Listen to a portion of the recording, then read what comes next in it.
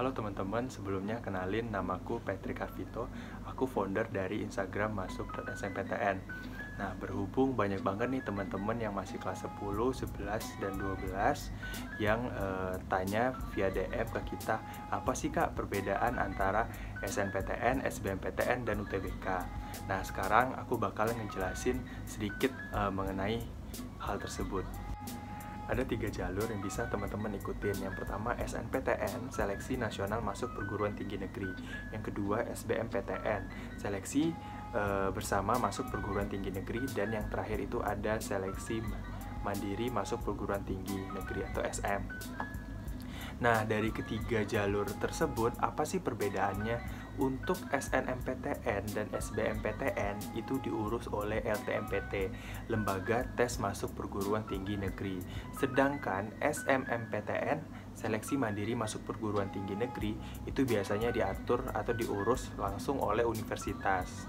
Yang pertama, aku bakal ngejelasin apa itu SNPTN. SNMPTN, Seleksi Nasional Masuk Perguruan Tinggi Negeri, adalah sebuah proses seleksi yang diurus oleh LTMPT, lembaga pemerintahan di bawah naungan Kemenristekdikti, dan ini diperbolehkan bagi siswa-siswi SMA, SMK sederajat yang sedang menempuh kelas 12.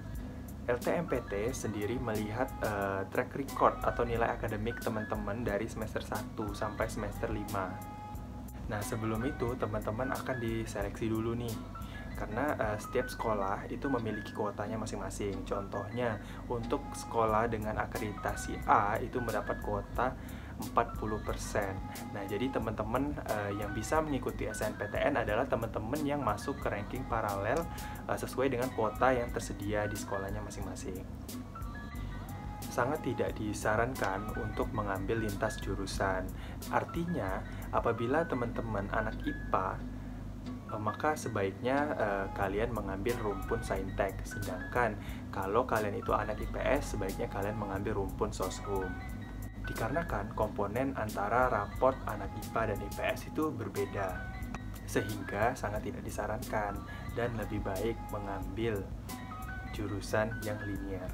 Selain nilai raport tadi, LTMPT juga melihat prestasi atau piagam dan sertifikat yang teman-teman punya. Jadi sebaiknya jika teman-teman punya nih piagam atau prestasi selama bersekolah, sebaiknya dicantumkan saja. Lebih baik mencantumkan daripada tidak sama sekali. Dan ini sangat mendukung kamu untuk ibaratnya menjadikan nilai plus lah bagi diri kamu apabila kamu memiliki piagam dan sertifikat.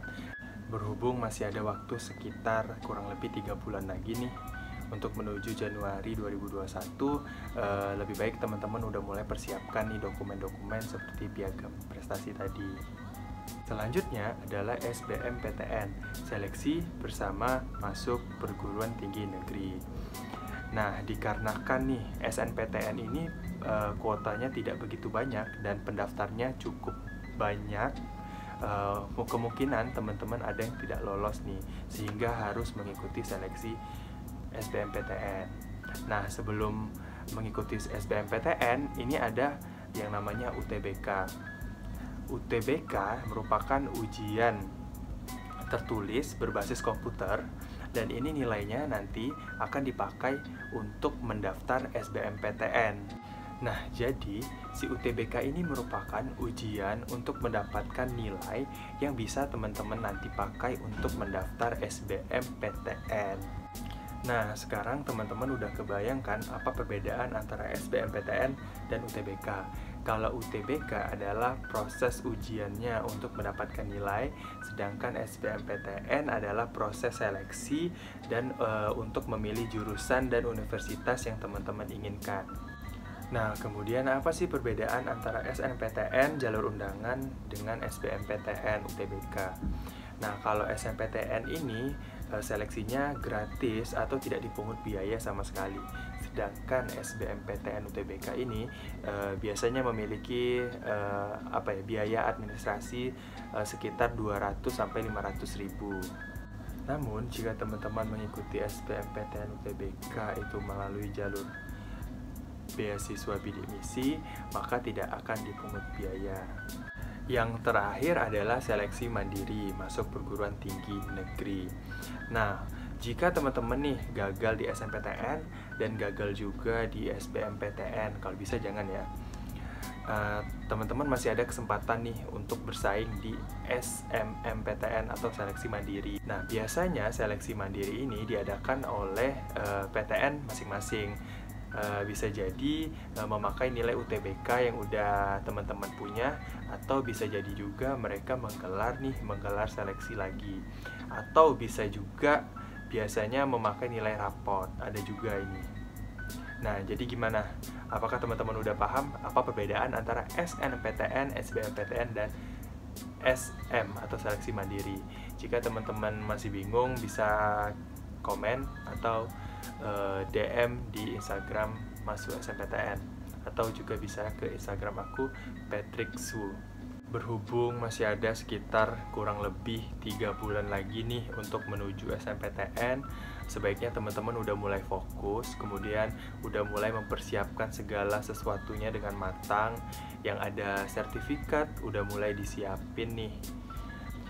Kemudian teman-teman sekarang udah harus melakukan research, be realistis, jangan malu bertanya, tanya aja ke guru BK, ke gurunya, atau ke temennya dan ke saudaranya yang paham.